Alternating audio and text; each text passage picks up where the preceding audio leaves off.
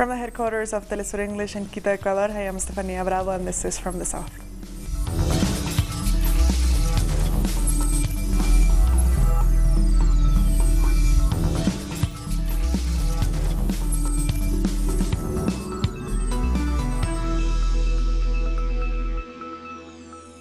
The Venezuelan government has announced that electricity is back on in almost all the country. The Minister of Communications said it was a victory for the people, but he warned that everyone should remain on alert because of the possibility of further attacks. At this time, almost all the electricity supply has been restored in the whole of the country, in an effort led personally by President Nicolas Maduro. He was there at the command center alongside the workers of Corpo Elec in permanent communication with the vice president, who was in the field in Guyana, overseeing the supply of electricity from our 3 hydroelectric dams. We can and we have the right to claim victory, but we must not lower our guard, because the electricity war continues. Since the Venezuelan right decided that this was a reasonable way to attack the Venezuelan people, this war has caused more than 200 deaths, including people electrocuted in earlier acts of sabotage. More than 150 electricity substations damaged, millions worth of losses in electrical equipment. And of course, as soon as the electricity goes off, that affects the water systems, the health system, the banks, and the internet. This electricity war continues. But President Donald Trump, you made a mistake. Mr. John Bolton, you made a mistake. Mr. Marco Rubio, well, I won't even mention you, a psychopath like Juan Guaido. Mr. Pompeo got it wrong too. You chose someone who is capable of saying what was immediately contradicted by an expert who is very much on the side of the opposition. This expert says some are saying that the Guri plant couldn't be hacked because it has an analog system. But that's false. The system is digital with the latest technology. That's what he said. The Venezuelan government says that drinking water would also be restored in the coming hours. So how have people in poor neighborhoods survived and resisted for the last 6 days? Our correspondent in Caracas was there to find out. We are heading into the center of Petare, the biggest poor neighborhood in Caracas. Throughout almost all of the capital and the country, the electricity is back on. The mood here and people's attitude is surprising after so many days without electricity. We understand that they had us by the neck, but that doesn't mean we are going to go and scream about it. We know we have been at war for a long time, but it's clearer now because they are going for our water and our electricity. Maybe there'll be an attack on our gas supply next, but here in the hood we are calm. These people are very aware. Chavez taught us a long time ago that we solve things through the ballot box. It is at the ballot box that the people decide. And they did decide. People here are clear that they don't want anything imposed from abroad, and they are resisting. We made lamps with diesel and stuff. That's how we got light here. People came to us for one and we gave them out. People came together? Yes, there was a lot of solidarity. Why are the barrios so calm? Because we don't want war. We want to be left in peace. There is a lot of awareness here, a lot of maturity. People want peace. This is a psychological war against the people. They want to bring down the government. They want to turn the people against the government. They are pushing them. Those people abroad have always wanted to get hold of the country's oil. It's young people who are reflecting the most as they experience one of the hardest moments in their lives about the threats from the United States and its allies and the vulnerability that their families face. People are resisting. They don't want to get into a war. They're waiting to see what happens. When the lights come back on, people are happy. And even if it goes off again, they are still happy and they go out into the streets. The sun always rises in Venezuela, and 6 days after the attack on the grid, almost all of the electricity in Venezuela is back on. During an interview with Telesur, the Venezuelan Minister of Water said that authorities expect to have one of those production lines that supplies water to the area of Caracas ready by the end of the afternoon. They will continue working to secure the total supply of water for all the neighborhoods. We hope that by the end of the afternoon, we will have ready the first line of the production system. We have 3 production systems that supply the city of Caracas, an important part of the Valles del Tuy, Los Altos Mirandinos, and the Arco de Vargas. Look how important this system is and the number of people it serves. We will continue working through the night to add more production lines. And health officials in Venezuela are rejecting media reports saying that at least 10 children died in the José Manuel de los Ríos hospital as a result of the power outage in Caracas. Mentira, no tiene nada que ver. It's a lie. This has nothing to do with the reality we experience here in the José Manuel de los Ríos hospital. Just like everyone else in Venezuela, we also suffer from the situation here at the hospital. But thank God, we were prepared for it with our emergency power generations, and we have been able to handle the situation. Our staff managed to stabilize everything and ensure that the children are receiving the required treatment. For an update about what's going on in Venezuela, we have this report from Laura Prada in Caracas. Hello, yes, nice to greet you indeed. Right now we are at the metro station La California in the east of the city of Caracas. Here, as you can see behind me, there are people taking the buses habilitated for the state.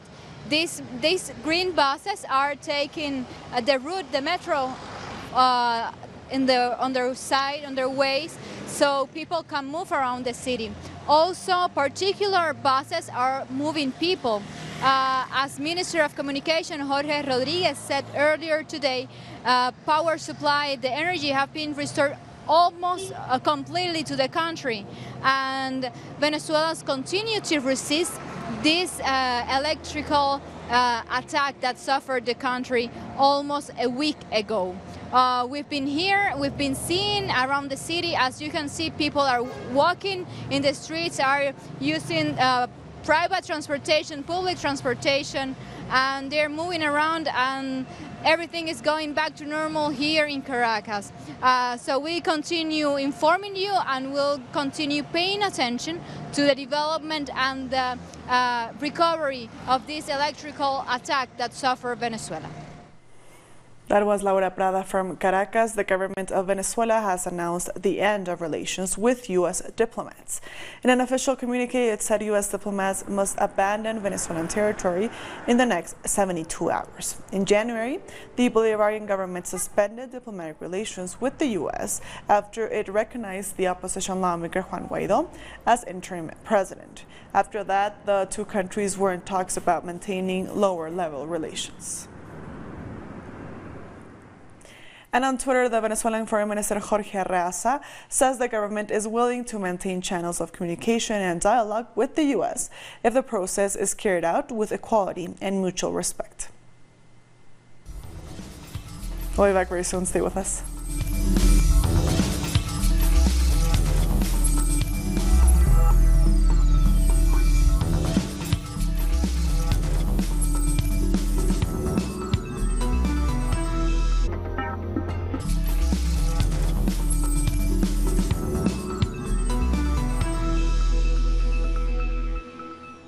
Welcome back. A teacher strike in St. Lucia shut down schools across the country. The educators took part in a nationwide walkout over stalled salary negotiations with the government. They instead attended an emergency meeting convened by their union. Proposals for the 2016 to 2019 negotiation period were resubmitted 7 months ago, but the government has yet to respond. The message that we got here today is that clearly the teachers are frustrated in the current situation. Today was basically to discuss the whole issue of negotiations. The collective agreement, the current collective agreement ends on March 41st. And we have been doing everything through the Trade Union Federation to get the government negotiating team to work with us so that we can settle the negotiations. And they've just been delay and delay and delay. Meanwhile, civil servants also walked off the job over stalled negotiations. We spoke with the head of their union. We just concluded our union meeting. Members expressing their frustration with the level of the negotiations and where it's at right now. And so the members have rejected the concept of waiting. They believe the time has come for government to take the unions more seriously and that for us to complete negotiations in the shortest possible time. Prime Minister Andrew Holmes is bringing down the gavel on criminal activity in Jamaica. Police reported a 22% decrease in murders last year. Holmes says the justice system must now send a clear signal to criminals. I will do everything in my power, and I want you to know that I'm trying very hard to ensure that you are safe. It is not an easy job, but we are not daunted, and we will not give up. Because we know we are right. We know that we are among the 10. We know that we are among the 20, the 25. We know we are among the 50 righteous. And that knowledge and that faith will deliver. Meanwhile, the fight against crime also continues in Trinidad and Tobago. Police have retrieved a cache of automatic assault rifles and a quantity of drugs during several raids. The exercises were coordinated with Police Commissioner Gary Griffith, who sent a stern warning to criminals.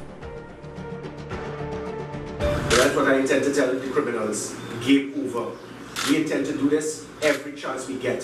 And what we need is the support from the public.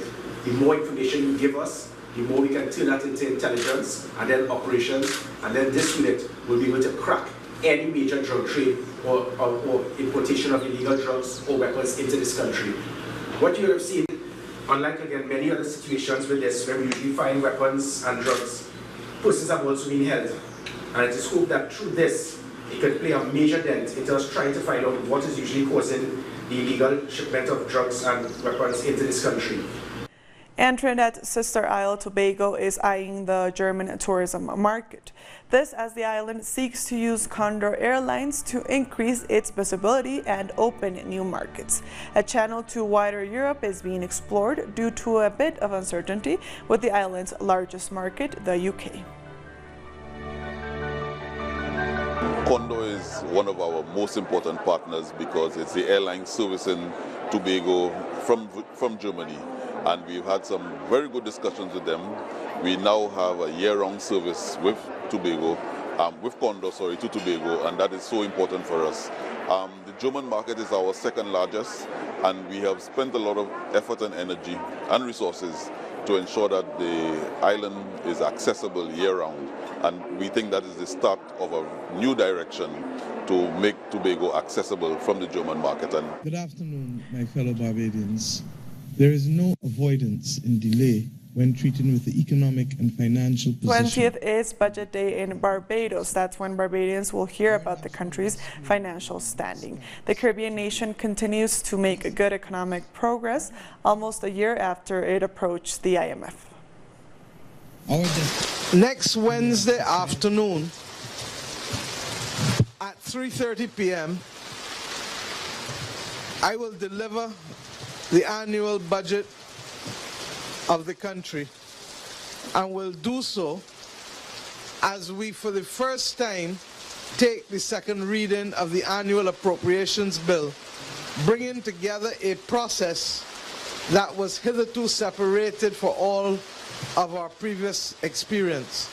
And the reason for it is this, that numbers make no sense unless I can show the country and we can agree as a country where we are going.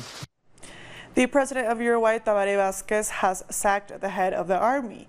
The removal of General Guido Manini Rio came as a surprise, even though he had questioned a number of government policies. Manini Rios comes from a traditional political family. His grandfather was one of the founders of the Colorado Party. 2 military policemen in Brazil have been arrested in connection with the murders of Rio de Janeiro councilwoman Mariel Franco and her driver Anderson Gomez. The arrest comes just 3 days before the first anniversary of her death. 38-year-old Franco was a member of the Socialist and Liberty Party and was killed in March of 2018. One officer is suspected of gunning down both people, while the other is accused of being the driver of the vehicle. There are reports that one of the officers lives in a building where Brazilian President Jair Bolsonaro owns an apartment. In January, 5 other military policemen were arrested in connection with Franco's killing. It's an important response we're giving to society, an explanation of a barbarous crime committed against a parliamentarian, a woman carrying out her democratic activity. On Twitter, the Socialism and Liberty Party says, despite the arrest, 2 main questions remain. Who was the mastermind behind the murder and why did they have her killed? Meanwhile, the Brazilian Landless Workers Movement, MST, has said that while finding and arresting Maria Franco's killers is important, finding the people who ordered the killing is more important. The movement said Franco's murder was not a random criminal act, but a well-planned assassination, and it is therefore important that those who ordered the murder are brought to justice. It added that the Brazilian people will not keep quiet until those individuals are punished. Our correspondent Brian Muir has more. On the morning of March 12th, the civil police in Rio de Janeiro raided the houses of and arrested 2 former military police officers for the killings of Socialist City Councilwoman Marielle Franco and her driver Anderson, which took place in a brutal crime last year. Now, this is raising a lot of eyebrows in Brazil. First of all, one of the officers, Rony Lessa, was living in a luxury condominium complex in the Barra da Tijuca neighborhood, which is a wealthy neighborhood located directly in front of the 4 favelas controlled by the Escritório do Crime militia organization. How could a former military police officer who made a salary of around $1,000 a month be living in such a luxurious residence? But more importantly, the luxury condominium where he was arrested is the same condominium where President Jair Bolsonaro lives. And photos have surfaced of the 2 men together. Is there any connection? People want to know. We'll be back very soon. Stay with us.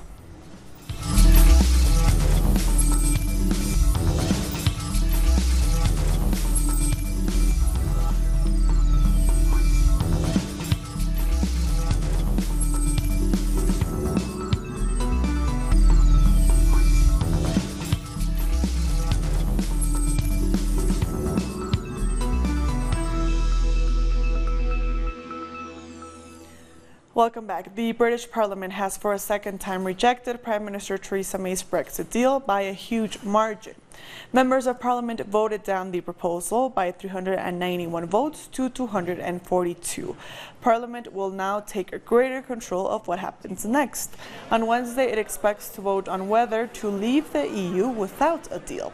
If that falls, as most people believe it will, members of Parliament will vote on Thursday whether to request an extension of the exit date beyond March 29th. On a point of order, Mr. Speaker, I profoundly regret the decision that this House has taken tonight. I continue to believe that by far the best outcome is that the United Kingdom leaves the European Union in an orderly fashion with a deal. And that the deal we've negotiated is the best and indeed the only deal available. The government has been defeated again by an enormous majority, and they must now accept their deal, their proposal, the one the Prime Minister has put, is clearly dead and does not have the support of this House. And quite clearly, no deal must be taken off the table. While the lawmakers debated, pro- and anti-Brexit protests took place outside Parliament. Pro-EU posters demanding a second referendum lined the main street by Parliament. That's a demand now supported by the Labour Party leadership. Our correspondent in London, Pablo Navarrete, brings us the latest. Today, Tuesday, British Prime Minister Theresa May suffered her second major defeat in the British Parliament over her attempts to pass her deal, the Brexit deal, negotiated by her government with the European Union. Now, the deadline date for Britain to leave the European Union is scheduled for 29th of March, so less than 3 weeks away, and now Theresa May has suffered a new major defeat in trying to get her deal passed through the British Parliament. Now, she lost by 391 votes voted against the deal, and only 242 voted in favour.